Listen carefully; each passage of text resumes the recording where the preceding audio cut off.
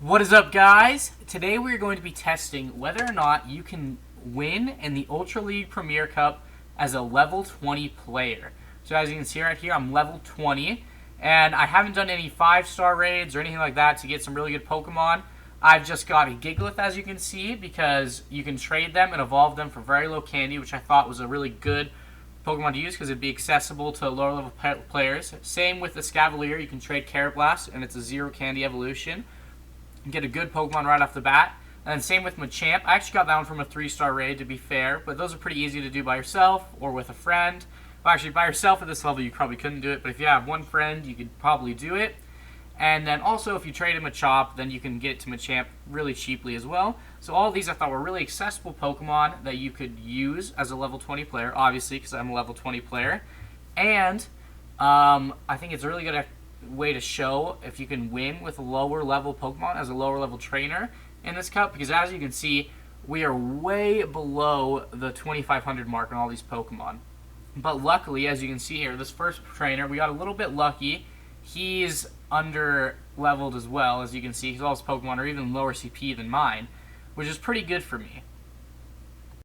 You guys are definitely going to want to make sure to stay till the end of this video because these battles are insane.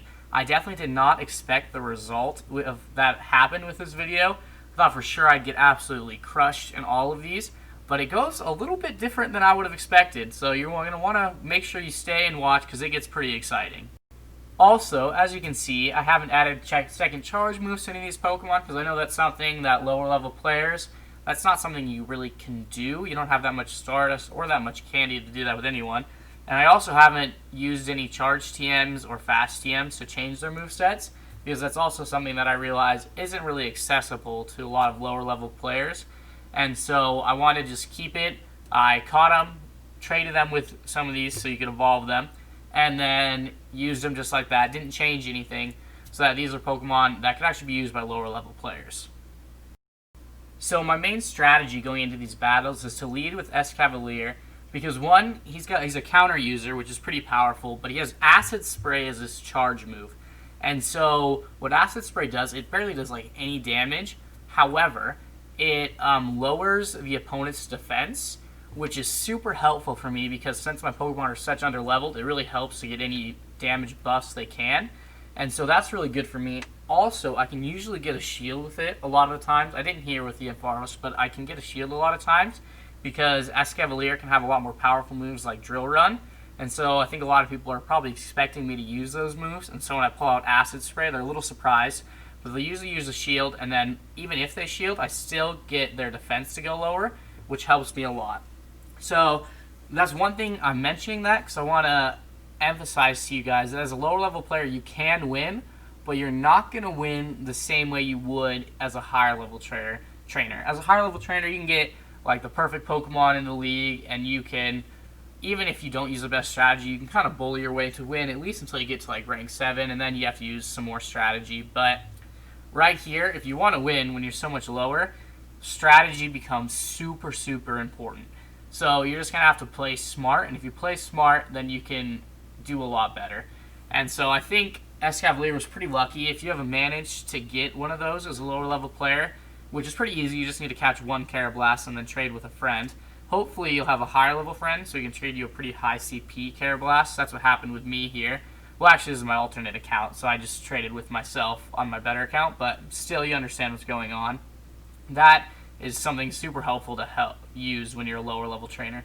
But even if you don't, there's still Pokemon you can use, like Machamp I showed, and 3-star raids are actually great for this. If you can't take on a 5-star raid, if you can take on a 5-star raid, that would be great. You can get some legendaries, and that'll help you out, hopefully, in these leagues, because they'll be a lot higher CP, so you may actually be able to keep up with this. But I didn't do that here, so I didn't want to do that for you guys, because I know some people aren't really able to do raids like that. They can't. But if you are trying to do raids like that and you're struggling to find people, most areas have a local Discord, so I would look that up. That helps a lot. That's what I use. But as you can see, these battles are going really, really well. I haven't lost yet, which is pretty surprising, at least to me. I thought I was going to lose like all of them, so it's going really, really well. If this was one of my PvP challenges videos, I would be giving this a pass. But also, to be fair, I'm currently rank 1, which is a lot easier to win at. And so that may be giving a little false example of what's happening here. Obviously, if I was in like rank 7, it would probably not be going like this. I wouldn't be facing Pokemon like I am right now. There'd be a lot better Pokemon, most likely. So going into this battle, I was a little bit worried because he led out with a Charizard, and Fire is double effective to Escavalier, so I knew I had to switch out immediately. And so that's what I did. I switched out into Gigalith because he's a Rock-type Pokemon, so Rock does very, very well against Charizard. Unfortunately, Gigalith's quick move is a Ground-type attack, and so that doesn't do very well against Charizard. But my goal here was to try and get off enough Rock Slides to hopefully... Well, my first goal was hopefully that he wouldn't shield, thinking it was another Ground-type attack, but I figured he probably would, and he did. So then I just hoped I could get enough of these off that I could get rid of both his shields and manage to land one. Because one Rock Slide, I was pretty sure would take out a Charizard. And as you are about to see, I was correct with that. So I'm able to get rid of his Charizard, which is really, really helpful for me.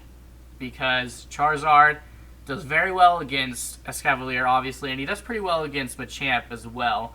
And so it's really, really nice to get him out of the way. That's a good setup for me. And then his next Pokemon is a Machamp of his own, which right here, that's a little bit worrisome for me because his Machamp is about 500 CP higher, I think. Maybe a little bit more, maybe a little bit less. And so I thought my best option here was to throw out Escavalier, hopefully get at least one Acid Spray off to lower his defense, maybe more, and get some damage in with counter, because Escavalier is actually a pretty powerful Pokemon. So he's able to do a lot of damage to Machamp himself. And then I was figuring I'd probably lose Escavalier since I didn't have any shields, and I did. But then I got Machamp low enough, and with his defense low enough, that my Machamp can take him out easily. And as a little bit of a bonus, I can farm up just a little bit of energy, so I can hopefully get a charge move off immediately against the next Pokemon. And I get really lucky. The next Pokemon is a Snorlax. And so I was feeling pretty good here. And I did get a little bit lucky with type advantages, obviously, but I'm able to take out the Snorlax. It's actually a little bit closer than I would like to see because he had a Psychic-type quick move, but I'm able to take out Snorlax and win that battle, which is awesome.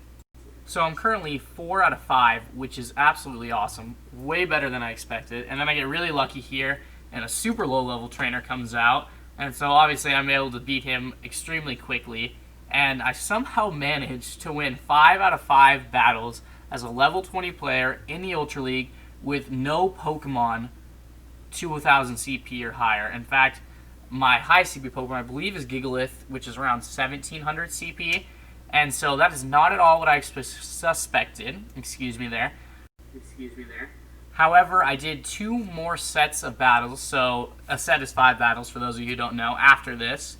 And in the second one, I won 2 out of 5, and the third one, I won 0. So I think it's a bit of a fluke. Well, I don't want to say fluke. I was rank 1, and so I think you can definitely win in rank 1, and even a little bit in rank 2 as a level 20 player, just a low-level player in general. But after that, it gets really difficult, and so I would suggest to you, obviously, you can do some while you're a lower-level player, but you're going to want to gain experience as fast as you can and level up so that you can get better Pokemon and you'll just be able to compete better. But I actually have a video about how to rank up really quickly in Pokemon Go, and so I'll link that in the description and I'll put in the end card. So for those of you who are interested, you can watch that right after this. But thank you guys so much for watching. I hope you enjoyed this video. If you're new to the channel, please consider subscribing. It helps me out a lot. And give it a like if you really enjoyed it, because that helps me out as well. But thank you guys so much for watching. I hope you have a fantastic day, and I'll see you guys in the next video.